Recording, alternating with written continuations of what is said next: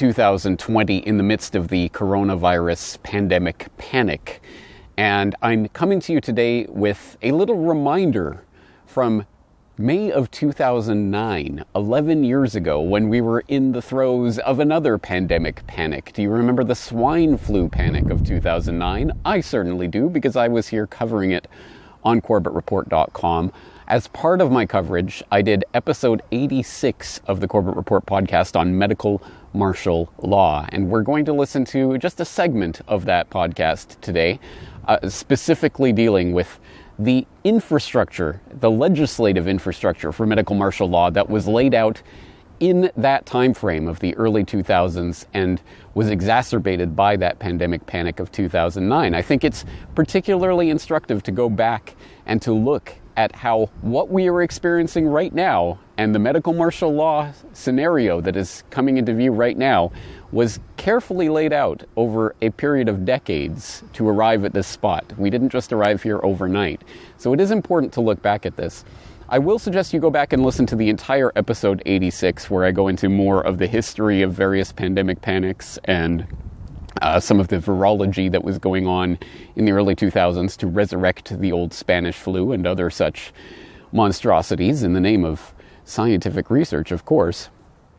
Some very interesting and I think valuable nuggets in there, but we're just going to listen to a segment today, as I say, particularly pertaining to that implementation of medical martial law.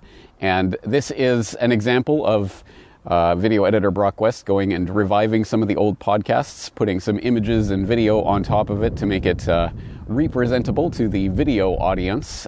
So for people who don't know, I am posting this to the main Corbett Report channel. If you are on GooTube, you may not know I have a secondary channel where we're often posting interviews and old podcast episodes, etc. For example, my conversation several years ago during the Ebola freakout of 2014 with Tim Kilkenny about the movie Contagion for the Film Literature New World Order series. That recently went up, and I see that Contagion is trending. It's now one of the top streamed movies on various platforms right now because people are panicking once again. It is important to understand how we got to where we are today, that it didn't just happen overnight, that the groundwork and infrastructure has been laid for a very long time. So I hope this will help to do that. That being said, enjoy the podcast.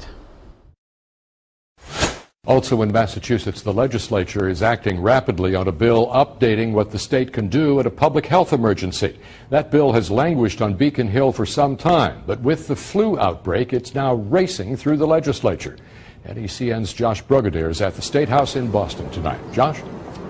RD, the state Senate passed this bill, Bill 2028 today. They did so unanimously, and it gives the governor and the health commissioner the power to act in the public's interest in case in any kind of medical emergency. Timing sped up a hearing and ultimately unanimous Senate approval of the Pandemic and Disaster Preparation and Response Bill in Massachusetts.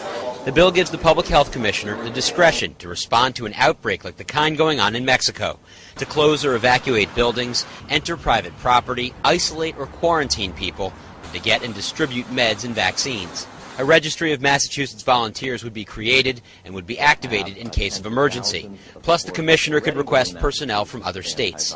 The bill also protects healthcare workers from liability.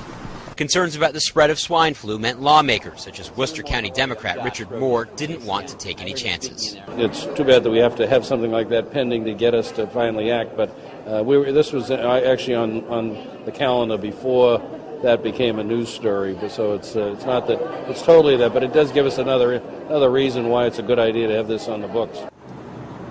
NRD, the bill has actually passed the Senate a couple times the past few years, but has never passed both the Senate and the House. The House is expected to take up the bill sometime this week. Josh, any penalty if you don't follow the emergency declaration rules? It can actually get to be a pretty severe penalty, because for each day someone didn't follow a rule, for example, if somebody was asked to be quarantined and they decided not to follow that, it could be a fine of up to $1,000 per day they didn't follow, and also up to 30 days in prison. Josh Brugadier on Beacon Hill tonight. Thank you. Now, obviously, martial law is an issue that we've been addressing on the Corbett Report podcast for some time, and of course in various articles and videos that we've also created in the past. But medical martial law is an issue that not many researchers have been devoting a significant amount of attention to. with some notable exceptions. But to trace the idea of medical martial law, or the idea that government can quarantine and force medicate people against their wishes in the event of a public health emergency, of course, we can trace the roots back to those fevered and panicked days in the wake of 9/11, when the idea of bioterrorism was very much on the tips of many people's tongues. And in the wake of that horrendous attack on the United States, and of course the anthrax attack, which later turned out to be from Fort Detrick and was eventually pinned on Bruce Ivins, although, of course, there are some very big questions surrounding that. But at any rate, in the wake of all that panic, something called the Model State Emergency Health Powers Act was drafted by something called the Center for Law and the Public's Health at Georgetown and Johns Hopkins universities. Now, this was done in conjunction with the Center for Disease Control, and as its name would suggest, it basically serves as a model for states to use to draft up their own Emergency Health Powers Acts. And in fact, the Center for Law and the Public's Health, which can be found at publichealthlaw.net, likes to brag that this particular model act has been now implemented and adopted by over 40 states in the Union. So it's quite an influential document.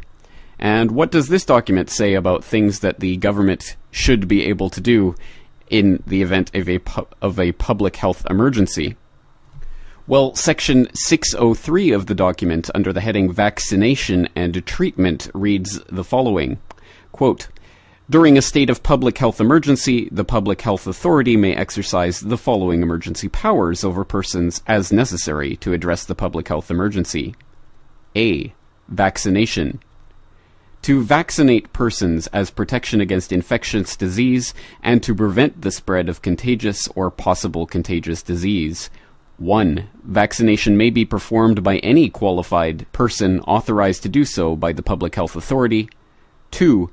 A vaccine to be administered must not be such as is reasonably likely to lead to serious harm to the affected individual. 3. To prevent the spread of contagious or possibly contagious disease, the Public Health Authority may isolate or quarantine, pursuant to Section 604, persons who are unable or unwilling for reasons of health, religion, or conscience to undergo vaccinations pursuant to this section." End quote. Yes, so basically, in layman's terms, you either roll up your sleeve and take the shot, or they're going to lock you in a room somewhere, or perhaps even in a camp with the other people who won't take their shots. Now, of course, this addresses some very fundamental issues about the existence